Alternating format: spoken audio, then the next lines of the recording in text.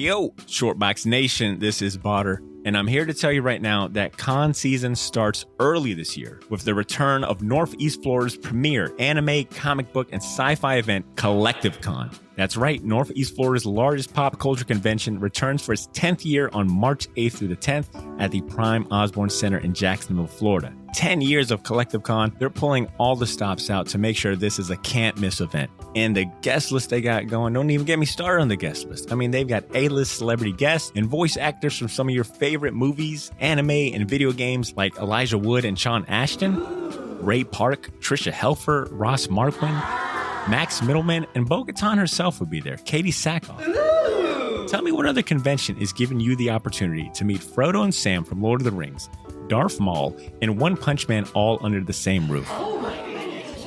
Only at Collective Con. And if you're looking to get some of your favorite comics signed, or if you want to get an original sketch from some of the best comic artists in the world, well, you're in luck, because there'll be plenty of comic and creator guests there, like DC comic artist extraordinaire Clay Mann, Harvey Award-nominated illustrator John Taylor Christopher, Marvel and DC cover artist Chris Stevens, and acclaimed Star Wars author Timothy Zahn. They'll all be at Collective Con this year. And if you're looking to bring the family, or if you want to make a weekend out of it, you're in luck, because there'll be so much going on at Collective Con that weekend in the form of vendors, fan panels, video game tournaments, cosplay contests, after parties, and a bunch of fan events. You can purchase single and 3-day weekend passes now using the link in this episode's show notes, or by going to collectivecon.com to book your tickets and hotel. Buy your tickets now, and I'll see you at Collective Con, March 8th through the 10th. Now let's start the show. Duval Comic and Zine Fest 2023. How are we feeling today? That was a commendable effort. That was like a C-. And I know that we're just getting to know each other, so I don't want to come off as pushy already, but there's a lot of very important people here that can help to ensure that events like this continue to happen. The only thing they need is just to hear it and believe it. So with that in mind, let's try that one more time. Duval Comic and Zine Fest 2023, how are we doing?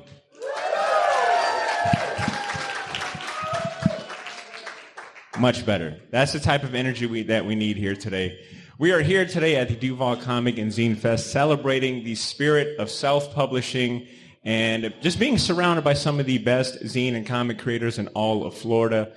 But if I'm being honest, out of everyone here, you guys are my favorite, because you guys have taken time from all of the incredible creators we got here and all the awesome zines for sale to, sit down and dedicate some time to this awesome lit chat that we got for you guys, which speaks to your willpower, because I don't know if I could have done it. So I appreciate it, and I know that our esteemed guest appreciates it, which brings me to our main event. Your lit chat author joining us today won her first award for comics in college for her first graphic novel, Queen's Day. Since then, she's been nominated for several high-profile industry awards. Her comics have been published in magazines all over the world. Her resume includes well-respected bodies of work like the powerfully honest graphic novel Unterzaken and latest short comics collection called You Are Not a Ghost. And when she's not expressing her life and the world around her through art, she's preaching the gospel of comics and what they're capable of. As a teacher at the Sequential Artist Workshop in Gainesville, Florida, and as an adjunct professor at UF College of Fine Arts. We could spend all day talking about her accolades, but I think it's best that you hear it from her yourself. DCAZ 2023, without further ado, I'm honored to welcome Leela Corman to the stage.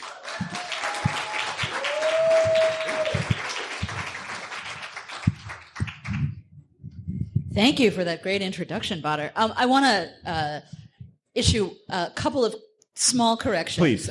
My latest collection is called You Are Not a Guest. Oh. Yeah. That was on me. And I am now teaching at RISD, not UF. I have left UF, but that's the thing we could talk about. See, I should have paid for the subscription to keep up with all the great stuff you're doing. You just change it so quick. Yeah, my imaginary Substack. I don't update people often enough, especially since the pandemic. I've just been sort of spotty in how much I update my website and stuff like that. So that is probably the most updated bio that's floating around on the internet, and it's up to me to rewrite it. So well, I appreciate the pass. Leela, do you reside in Gainesville now? Is that correct? So we actually left Gainesville in 2020. Oh, okay. We live in Providence, Rhode Island now. Okay. My husband, Tom Hart, who founded Sequential Artist Workshop, and our daughter. Okay. But, yay! Hi! I thought that was your daughter for a minute. I was like, wow. Got a very burly voice. She can project. SAW is still operating in Gainesville, and they're awesome. And shout yourselves out again. There we go. Love you guys. But you were born in Massachusetts, correct? Yeah. Well, I was born in this particular hospital in Massachusetts where all of the macrobiotic commune women had their babies because my mother lived in a macrobiotic house in the early 70s. This is like very Cambridge, Massachusetts in the early 70s.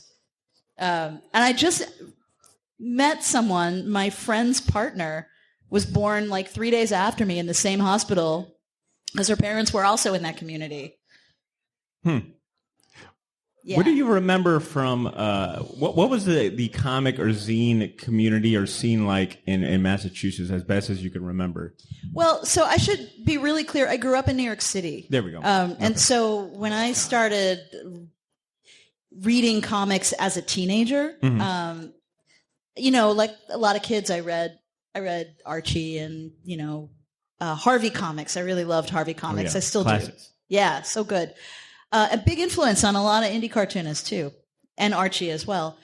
And then I just kind of put them away for a while, like I think a lot of us probably do. And then I found them again as a teenager because a friend of mine had a book by Bill Griffith, a Zippy the Pinhead book called "Are We Having Fun Yet?" And that was like the big explosive. You had asked in your list of questions that you sent me earlier about the first comic that I read that really resonated. Me. Yeah, it was that. And then I quickly discovered, so to take back to your question about what the comic scene was like, in New York in the late 80s, there was an amazing weird store called Soho Zat that had like used records and old postcards and it was like junky and great in an old warehouse.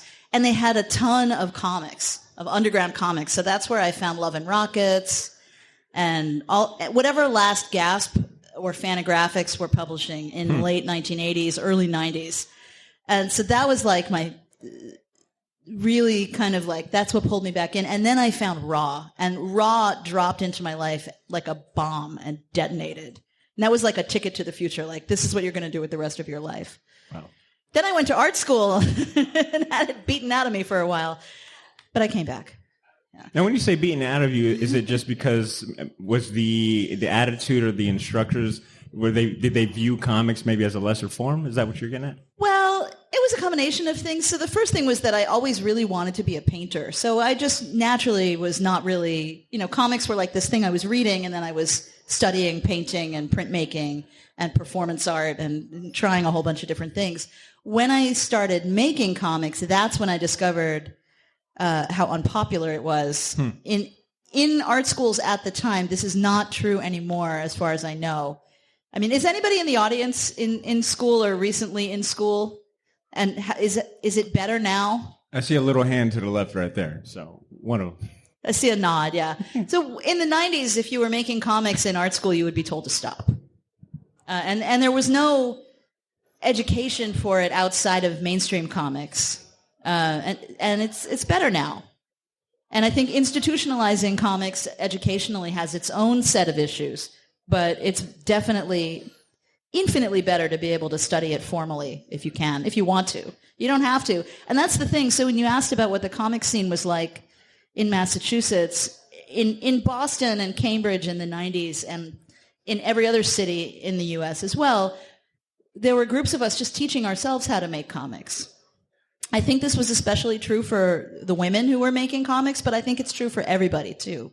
We taught ourselves, and we were publishing them ourselves. No one told me to buy a 12-inch stapler. I somehow figured out that that's what I needed. Like, I didn't have mentors or anybody to tell me how to do it. I had to just kind of like blindly find my way. But then I discovered that a whole bunch of other people had blindly found their way, and we found each other.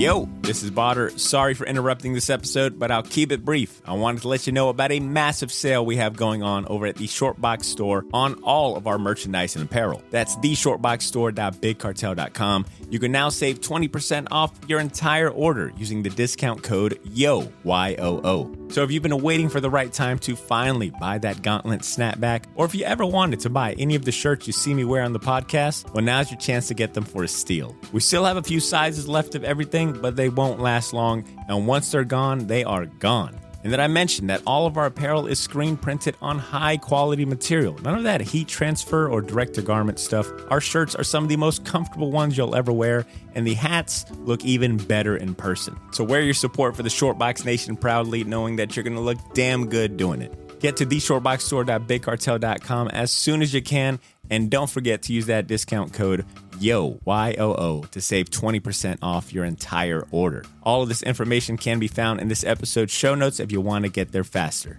Thanks for not pressing fast forward. Now back to the show.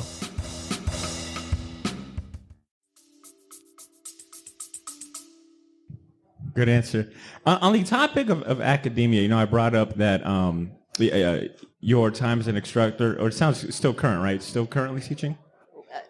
I'm still currently teaching, yeah. So, well, specifically as your time as an instructor in Gainesville as part of the Sequential Arts Workshop, I guess, would you be able to quantify or give us a snapshot of what comic and zine culture like is in Florida through the work of students? Like, did you notice like a common theme or maybe like an artistic style that's maybe like unique to Florida through your time as an instructor?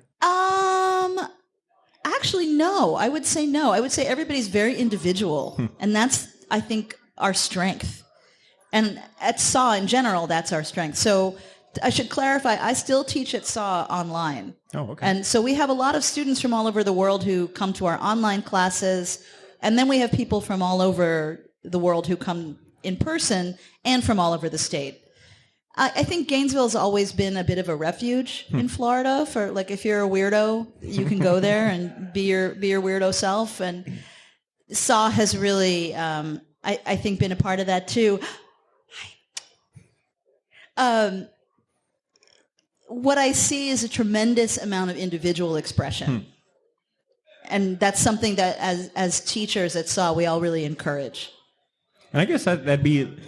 I've always viewed comics as the ultimate artistic medium because it can just adapt to any story, any genre. I mean, do you feel the same way? Because I'm kind of getting that vibe when you say that, there was no one way to pinpoint, like, to sum it up. It sounds like maybe that you got to experience that too through teaching, that, comics being a vehicle for all.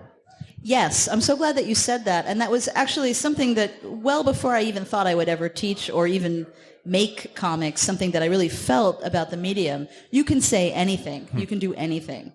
You can utilize any formal style, drawing, painting, any materials. Almost anything can be a comic. And I'm actually really interested in pushing the form even further now than I was back then. But when I was coming up, I was reading a lot of Phoebe Gloeckner, Julie Doucet, people who were in Twisted Sisters especially, and a lot of French comic book artists, and seeing just like there's so many approaches to this art form. So yeah, I think that has to have influenced my teaching pedagogy. It's not something I've been super explicit about as a teacher, but I think I'm probably going to start talking about that more. I think if I haven't been explicit about it in my classes, it's because at SAW, at least, I think everybody comes in understanding that. In other teaching environments, I do have to say it a little more straightforwardly. You brought up looking towards French comics, and I mentioned earlier that your work has been published in different countries, in different languages. I think it's like Untersaken has been published or translated in Spanish, Dutch, French. And I was curious, how often do you, I guess, what's your experience with European comics or comics from an international background? Like, do you ever look at those and find new ways to tell stories through the medium? Yeah, definitely. And also a whole lot of good creative envy. Like, God, I wish I could make something that looks like this, feels like this. The first time I went to France as a cartoonist was 1999, 2000, to Angoulême. And it was like stepping through the looking glass. Like, they treated us like rock stars. Wow. If somebody found out you were a cartoonist, they'd be like, oh, wow, here's a glass of wine. Would you like a cappuccino? You know, like people are very, they call it the ninth art. It's very respected. And at that time, it was not here. That has changed, but there's a very sophisticated comics culture in Francophone countries, which also means like there are a whole lot of amazing comics coming out of Francophone countries in Africa. Belgian comics are amazing.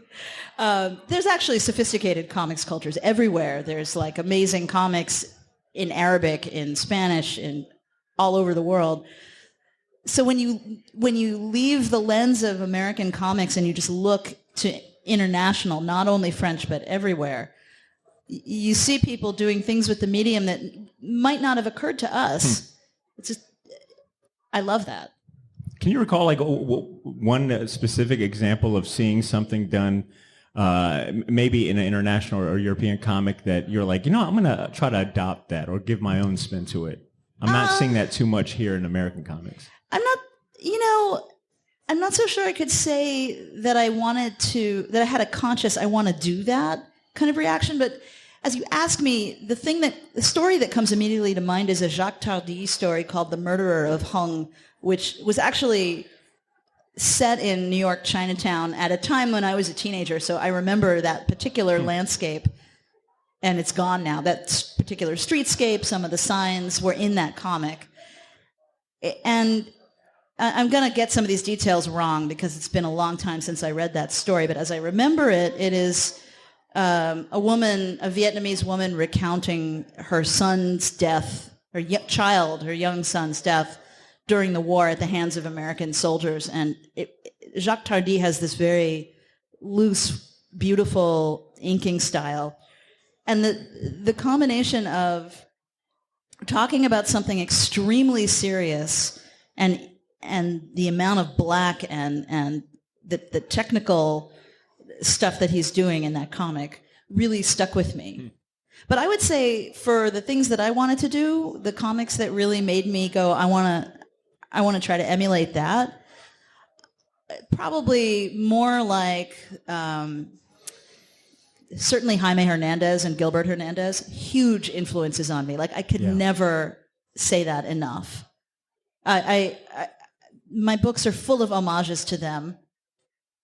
And also I'm a very classically trained artist, so there's a lot of non-comics art that comes into my work too.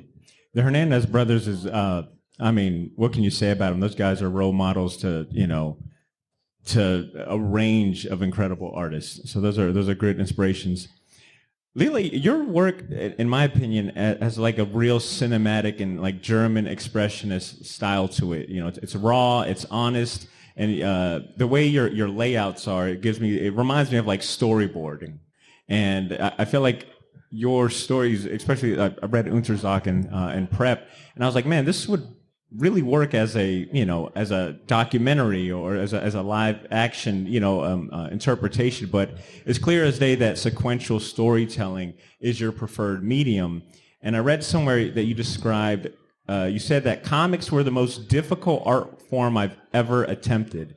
And I was curious, why so? And why, and how did you land on sequential storytelling as like your preferred medium? And, considering that you're a classically trained artist and there's so many other, ways to bring your story to life.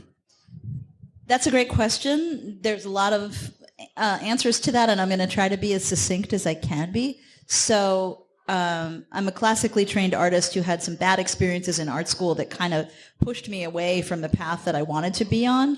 And I'm kind of a rebellious person by nature. So my reaction to that was kind of, well, okay, I'm going to go somewhere you can't follow and make comics instead. But also I really wanted to make comics. When I would read Love and Rockets, I just feel like, I'm just dying to make something like this, but this looks so difficult.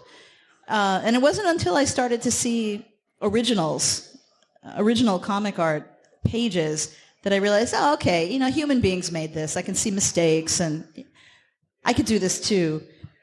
And then it just sort of snowballed when I started making them. There were a lot of other things that happened, and I'll spare everybody the full biographical details, but I've come to a point now where I'm really comfortably marrying my painting training with my cartooning. And yeah, I'm a big fan of German Expressionism and also the movement that followed immediately after. The Neue Sachlichkeit, the new objectivity painting, is a huge influence on me, which you're going to see in my next book, which is not out yet, Victory Parade, where I actually straight up just copied an Otto Dix painting as one of the panels. So the new objectivity artists were painters and printmakers who were working in Weimar-era Germany, mostly Berlin. If you're familiar with the Degenerate Art Exhibition of 1937, who here knows what I'm talking about? The Degenerate Art Exhibition. So in 1937, the Nazi Party mounted an art show that they called the Degenerate Art Show, and that was not complimentary at the time. They exhibited all of the artists that they considered to be socially degenerate, and then they burned a lot of those paintings. There's a great documentary about that, where there's this amazing moment where this old man says, as a young art student, he went to this show because he said, I knew that this was the last time I would ever be able to see this work. So that group of painters were making very fearless work about trench warfare. A lot of them were World War I veterans. They were making extremely fearless social commentary about the aftermath of World War I on people's bodies, on the cities that they lived in, on the social fabric. So, of course, it was very sympathetic to sex workers. It was very queer, and of course, it is the exact opposite of fascist art.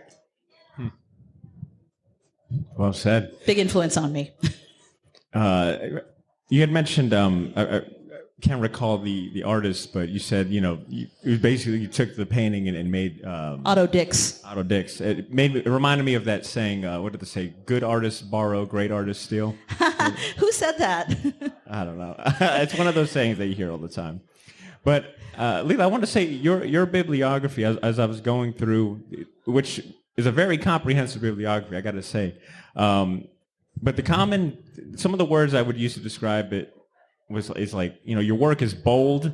You're unafraid of addressing difficult conversations about women's history, Jewish history, as well as like digging deep to, share with the world some very real and personal life subject matters. Some very real and personal life, matters dealing with trauma and suffrage.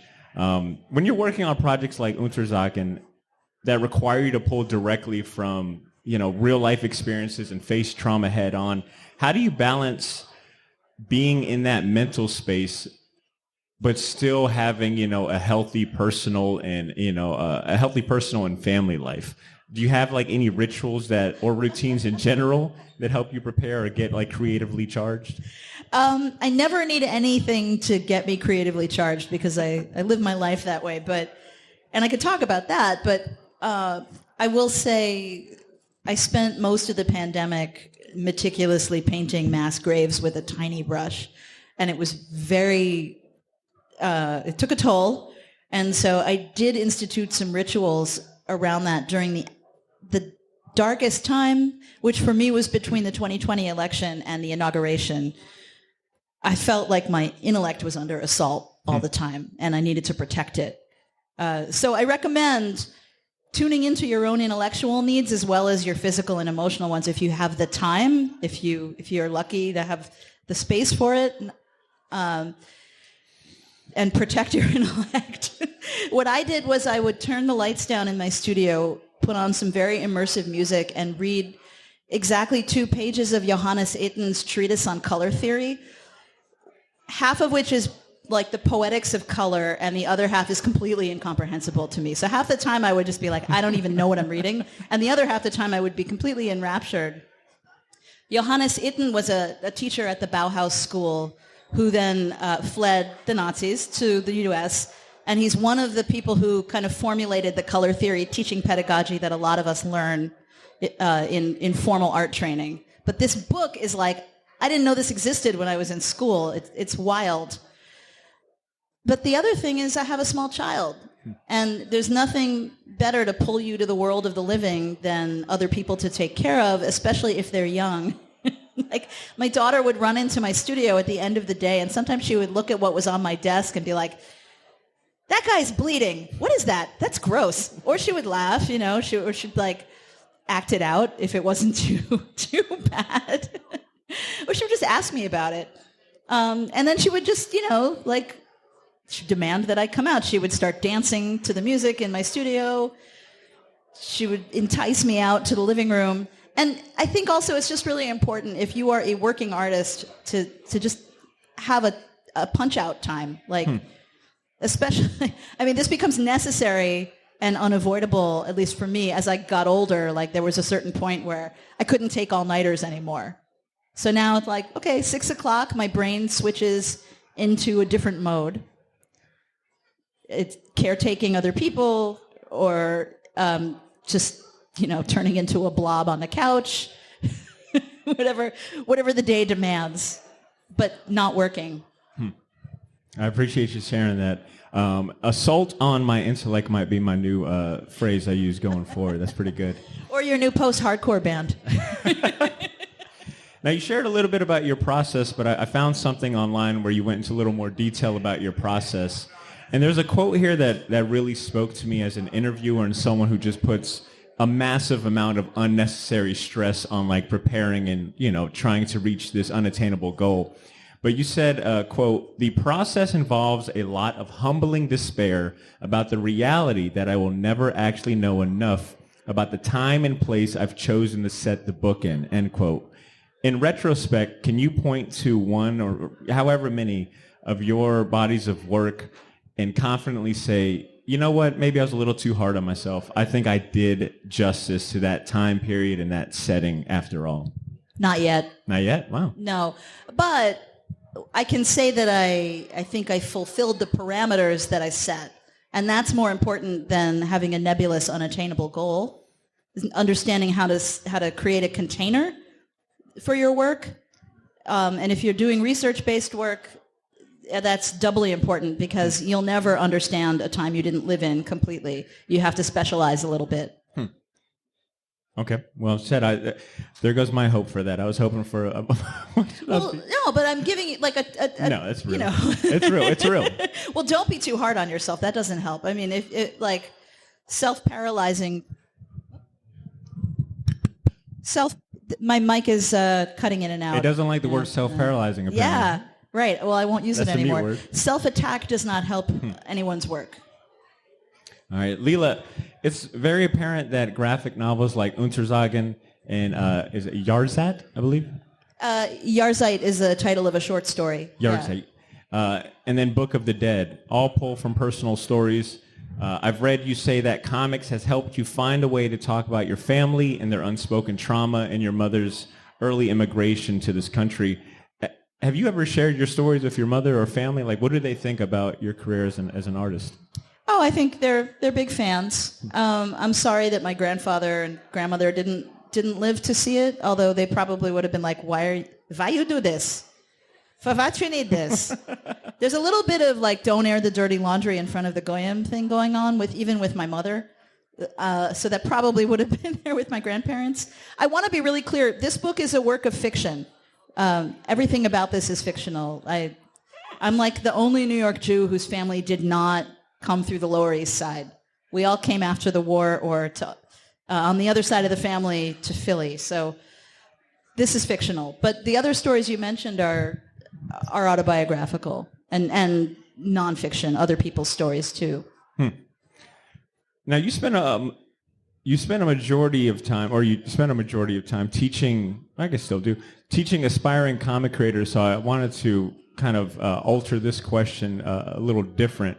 From the perspective of a professor and author yourself, what words of wisdom or advice would you give to readers and fans of graphic novels and comics to help them better approach, understand, and consume sequential storytelling? I think, I think in certain circles, sequential storytelling, first of all, sequential storytelling, I think is not the most common phrase that people know it. You say comic books, and I think there's a certain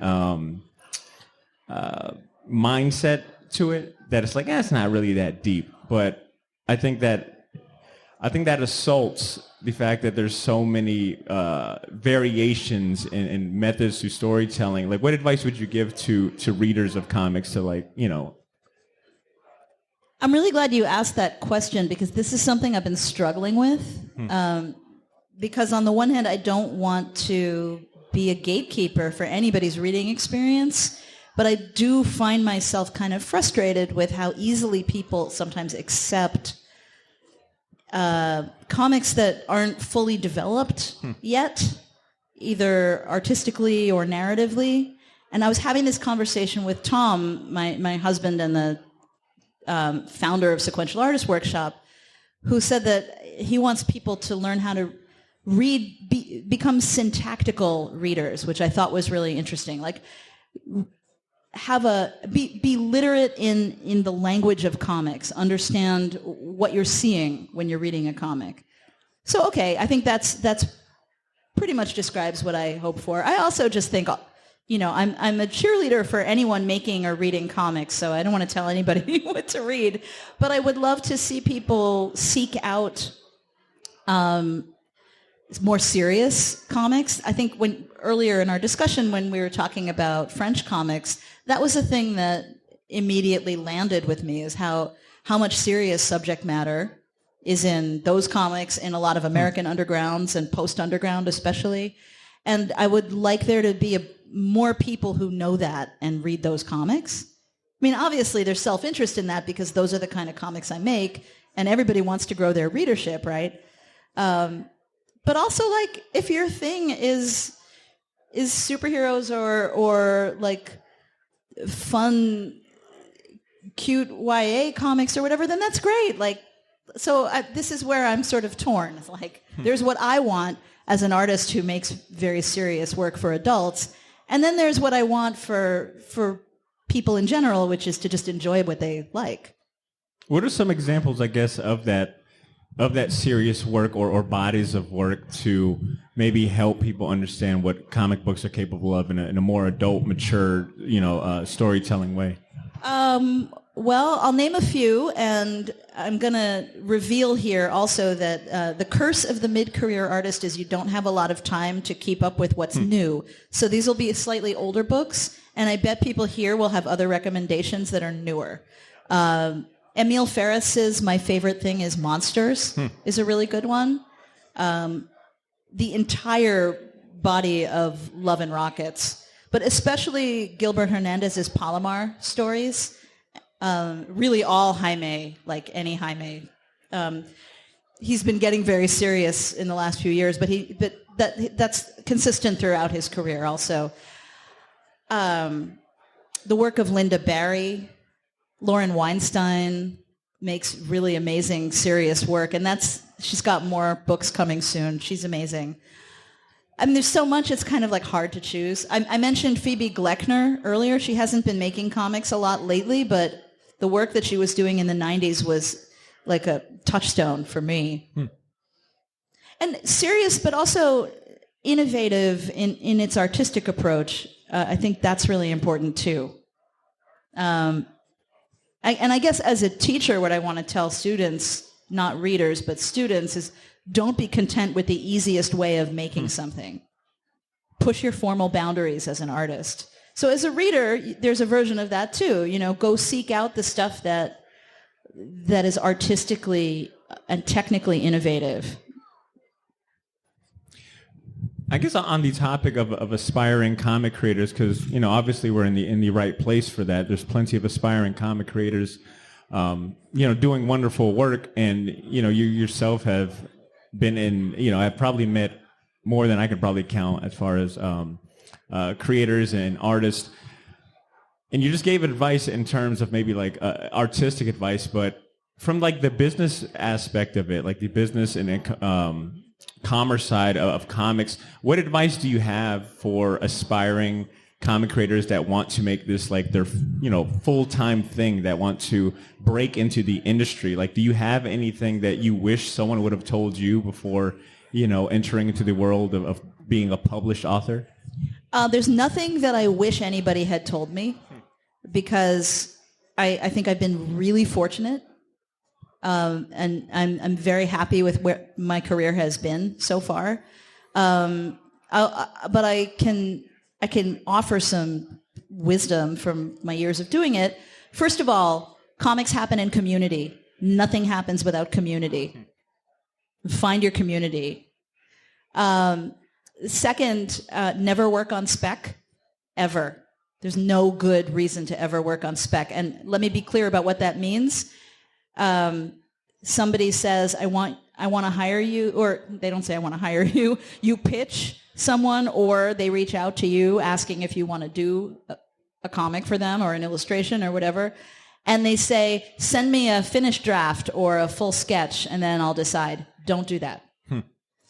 Your pencil does not hit the paper until there is a contract. Get everything in writing. That's 3. Never work for exposure. Don't work for free unless it's for charity or for friends. And then, use your judgment, but those things are good reasons to do it.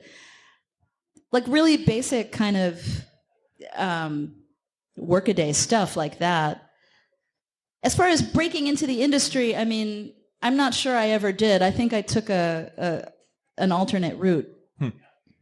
What do you remember from what was the moment where you were like, yeah, I've got something here. Like, I can make this, something serious. Like this is like, I guess what was that? Oh wow, I'm actually doing this moment for you. I think I'm by nature very obsessive and single-minded when I want to do something, and I don't take no for an answer, and I tend to be kind of very intense about things I do. So I think as soon as I started making comics and started really enjoying it, it was just natural, like instantly, like, of course, this is the thing I'm going to obsessively drive myself with until the bitter end. And I couldn't have predicted where it would end up, but the things that happened because I was also working in a community of people, those are the things that actually gave me the career that I have. The artistic drive is something else entirely, but those two things intersected at one point and just kept going. Does that make sense? Yeah, community always at the forefront. I hear that a lot from some of the other artists I've interviewed as well, like the fact that they were able to lean on community to, get their work off the ground, to transfer those lessons learned, resources, and things like that. I'm glad that you brought up a community being the focal point. Well, yeah, also because the people who are in your community are the people who are ultimately going to be working as editors or art directors or fellow artists and fellow teachers, and you're going to give each other jobs and you're going to help each other along the way until death. Like, this continues till the end. Well said. So I got one more question for you, and I think we can get to Q&A. I believe it was stated at the beginning that if anyone's got a question for Leela, there's a sheet of paper at the bottom or underneath your seats if you guys want to write those down. I think they're going to start collecting those questions now. But while they do that, Leela, there was a quote of yours from a talk that you gave at a college about the power of comics, which I was already like, the power of comics? Sign me up. This sounds like a great lecture. But you were addressing an attendee who thanked you for the inclusivity and diversity in your work. And you said, I know what it's like to not see yourself, and it's so powerful to see yourself represented. Do you think that is still, do you think comics still has is achieving that goal of representation and allowing people to see themselves in the medium, or do you think there's still a lot of work to be done? And a bonus question to that, what comics or graphic novels come to mind, or creators, fellow creators, come to mind that are doing justice for inclusivity and diversity? These are great questions, and I think it's readers who can give you the best answer about whether they feel seen and represented in comics. And people who work on the editing side and the green lighting and contracting side also need to be asked that question. What I have seen, generally speaking, is that comics only get better the more people are making them, and the bigger the table gets. Like, if there are more people coming to the table, make the table bigger. Bring more chairs. As far as who is making the comics that are doing that work, I think there's so much more of that now than there was even a decade ago. And this is where I'm just going to fall short because, again, like, I haven't had time to keep up. But that's a good thing because that means there's just so much more stuff being made. So I can give you broad examples more easily. So I first went to SPX, Small Press Expo, in Bethesda, Maryland in 1998 when I was still in school. And then I went back. I went a few times after that. I didn't go for 20 years, and I went back last year for the first time, and it was a completely different festival. There were so many more queer creators. There were so many more creators of color. It was so much better. And all the work was amazing. So that to me says there's more people making great work now, and it is much more inclusive. It's much less white, much less male, which, like, we've needed that. It's like rain on parched earth. And I think also, from a teaching standpoint, the bedrock of my teaching pedagogy is that people's stories matter.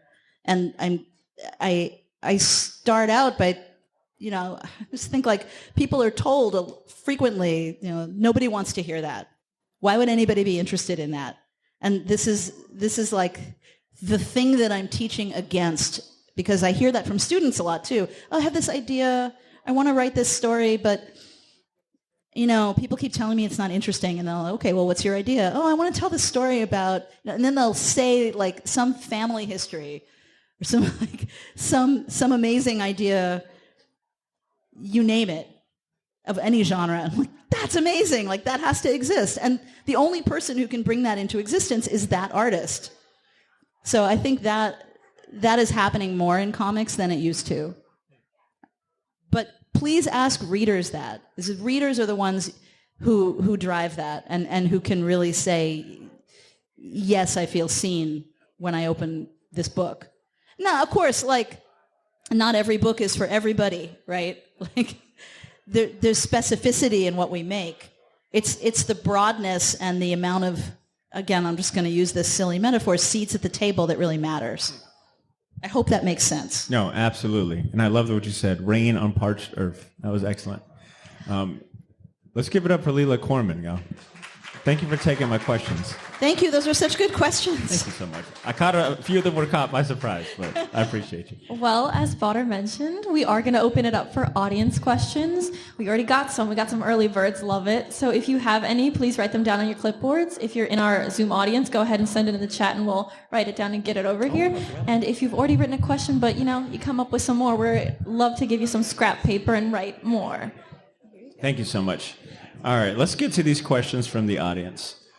First and foremost, what inspired you to create graphic novels? As opposed to short comics, I had a big idea. It had to be long. Short and sweet, I like it. All right, this next question. When did you first start getting into art? Can you recall, I guess, maybe your first attempt at creating art on your own? I can remember the first time I have a conscious recall of drawing, which is just trying to depict a person when I was a toddler. I just always was this. I was never anything else. Okay. Well, actually, no, I'll add to that question, because you mentioned earlier that you have a lot of traditional art inspirations that don't reside in comics, and I was curious to hear some of those. Like, who are some of these? I guess what other outside of comics? Where do you go to for inspiration? Who gives you inspiration? Well, so you mentioned you use the word cinematic in talking about Untersachen. There's a lot of shared language between film and comics, although, of course, they're different art forms, but I'm always asking myself, what would Pedro Almodovar do? And then I try to do that. Film really informs what I do a lot. Not just Pedro Almodovar. I'm going to let you all in on a little secret. Every single book of mine has an Easter egg reference to an early 80s underground film called The Forbidden Zone. I see some recognition in the audience.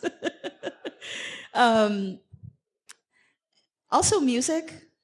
So, there's so much crossover between punk and comics and zines and rock and roll, and that was a huge part of my life. I really, there are specific musicians whose work really informs mine. And then there's some musicians I work with, too, as a collaborative effort with visuals and music. So I like to work in a really cross-disciplinary way. There's so many things. I mean, I was a dancer for a long time. That informed my work. Being a physical mover. Everything goes into my work. You put it all on the table. All right, this next question. What comes first, character development or storyline? That's a great question. I would say every idea begins with a single image, and it's usually of a person. And then I have to figure out who that person is, where they live, and who they live with. Sometimes it comes in the form of a very sort of hard to articulate idea that just grabs me. It's always something that grabs me and won't let go, an image or an idea. But often what comes to me first is the place and the time. So, okay, I've been working on this book called Victory Parade since 2016. I just delivered it. It's done. It's set in Brooklyn in the 1940s, and it came out of just having this sudden, okay, I think I want to do a book about women working in the Brooklyn Navy Yard during the Second World War. And then it just spiraled from there, and a lot of other stuff happened.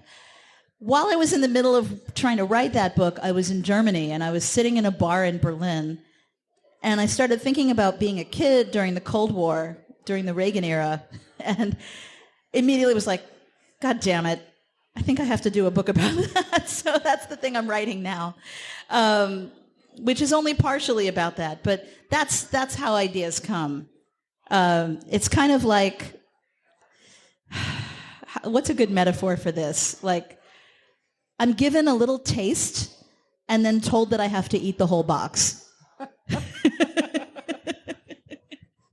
I'll give you a 10 out of 10 for that metaphor right there. Thank you. I was struggling.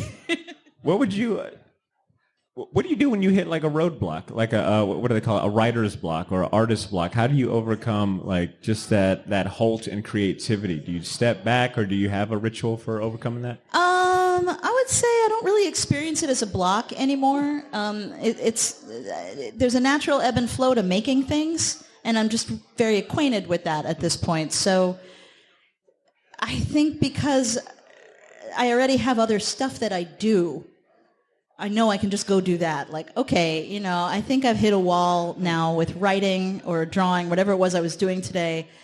And man, the kitchen's really dirty. I'm going to go wash some dishes, or I'm going to go lift weights, or it's time to go pick my daughter up from school. Where this changes is when I'm in an environment where there's nothing for me to do but work, like if I'm at a residency. And this is a new part of my career, going to artist residencies. And the first time I went to one, I spent the first week crying because I was like, I'm not working hard enough, and they're giving me this beautiful studio and feeding me and pampering me, and I've got to get a certain amount of work done. And I was like, what? Stop. You can't do that. You're not, you're not a college student. You're a professional. You know how to handle yourself. Handle yourself. So what I did the last time was really helpful. I was at a residency where they gave me this beautiful, huge studio, and in one corner I had a drafting table, and in the other I had a huge piece of wall, and I would just go back and forth between the wall and the table. So if I was at the table, I was writing, and if I was at the wall, I was making a giant painting. just having different things that you do and understanding that there's a restorative cycle to making art as much as there is to being alive. Like you have a biological need for restoration. You need that as an artist as well. Well said. Nothing to bring you back to reality than some chores, to your earlier statement about a dirty kitchen. All right, I like this this postcard, or this little card right here, because it's got three kind of bullet points. First, they write, first, you rock. And I totally agree. You do rock, Leela. Thank you. Secondly, as a teacher, when you have a student that you know can take it to the next level, but they aren't going there, how do you get them to go there? And then I'll give you this third one here, too. Is there a place we can purchase your earlier autobiographical work? Actually, the autobiographical stuff is more recent. So, yeah, there's a book coming out this summer called You Are Not a Guest that has a lot of that work in it. And that's all comics I've done since 2016 that are largely non-fictional. In fact, actually, I think they're all non-fiction. As for teaching, I mean, it really depends on the environment. So it's my job at Rhode Island School of Design to push people because it's a professional track school. If I see at a crit that a student is working, I don't like to use the terms like below their potential. That was something that was lobbed at me when I was growing up, and I really hated it. I think it was damaging. There's all sorts of techniques that teachers employ to encourage students to push themselves. That's all. It's pretty simple. If somebody comes to me and says, hey, I'm stuck and I feel like I could be doing more, then that's different, and that sort of escalates the conversation a little more because they're asking for that help. And then I'll probably, what I usually do is talk to them. It's very individual. I try to devise exercises that will help them either go deeper into the thing they're trying to make or step away from it and make something that is completely different. So they can, sometimes what people need is to be given a break from what they're doing rather than shoved deeper into it. It's very, very individual. It really depends on the person. Good answer. And good question, too. Thank you for that. All right, this next one. Do you do workshops? And if yes, where can we find them to sign up? And then the second question on here is, any advice on storyboarding a comic book, more specifically when you're the writer and not the artist? On teaching workshops, yes. As far as how to sign up for them, it really, you can watch my Instagram. I try to post that information there when it happens. So if it's a public thing that's happening in a specific location in person, that'll be there. Sequential Artist Workshop is the place where I teach online the most often. They're really easy to find. They're Comics Workshop on Instagram and sequentialartistworkshop.org, and they're here. Sometimes I teach 1 day or 4-week workshops there. To the final question, I actually really hate adapting other people's writing, and I don't do it anymore. I did it for a little while very early in my career, and I discovered that I was not good at it, so I don't have great advice on that. I'm sorry. But there is good information out there, and actually, you know what? I don't know.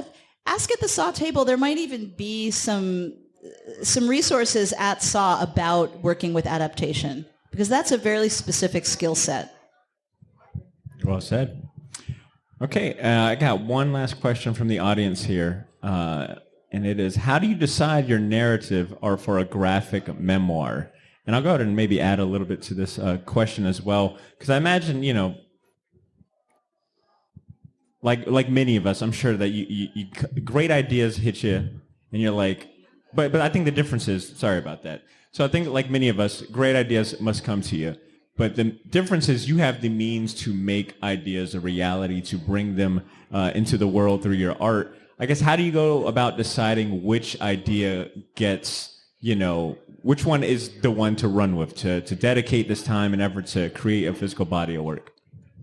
Well, I'll bring it back to something I said earlier, which is that I always know when an idea has to be made into reality because it will not let me go. Also, another way to know is if something makes me cry, or if I kind of like lose my breath for a second.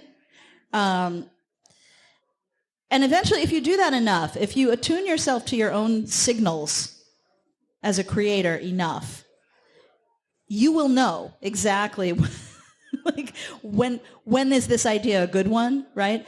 Also, sometimes you have to try it and just see what happens, and then you'll know if you're onto something while you're making it, and you will also know if it isn't something that is going to sustain your interest because it won't sustain your interest. It's pretty simple, but you won't know unless you do it. Well said. All right, we got a few more questions that snuck in. This one is, what advice can you give beginning writers about avoiding procrastination and staying focused on their project? Set a time limit so that you have some structure. Like, I'm going to go to the cafe and for 1 hour I'm going to just take random notes and do my research and take notes while I do that, or a half hour, whatever, or wherever it is you like to work. I like to do some of my writing in cafes with a lot of ambient sound around me, so that's why I use that location. But for you, it might be totally different. It might be a carrel at a library. It might be your couch. Wherever it is, like, set a time limit, even set a timer, and see how far you get. And then don't beat yourself up about it. Just keep going back and doing it.